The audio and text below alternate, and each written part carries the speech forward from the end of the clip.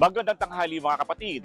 Hinahangaan ng netizens ang isang 67 anyo sa si Lola Lita matapos makapasa sa college entrance exam sa Angono. Gusto kasi niyang ipagpatuloy ang pag-aaral sa kolehiyo. Pinag-aaral niya pa ang sarili sa pagtitinda ng asin. Kung kayong tatanungin namin mga kapatid, anong aral lang dapat mapulot ng mga kabataan sa ginawa ni Lola Lita? Tara, samahan niyo ako at magtatanong tayo. Dito. Ang mahalaga sa tao, may pangarap siya. Ang pangarap, tinutupad yan regardless kung ano edad mo. Isa siyang inspirasyon sa mga kabataan sa ngayon. Isa po kayong living legacy ng isang Pilipino. Walang mahirap sa taong may pangarap. Trust the process po.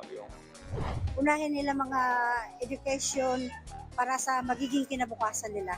Kahit na matanda pa si Lola, hindi naman kasi lang yung kanyang edad tsaka kahirapan ng buhay. Kasi kung porsigido ka talaga sa iyong goal, gagawa ka ng paraan para makapag-aral. Huwag nilang sayangin yung panahon at araw na binibigay sa kanila ng magulang nila na pag-aralin sila habang bata pa sila. Hindi hadlang ang kahirapan para ipagpatuloy natin ang pag-aaral natin at suportahan ng edukasyon sa Pilipinas po. Ako ang inyong hani ng bayan, ang tunay at nag-iisang pantanggal umay sa pananghalian.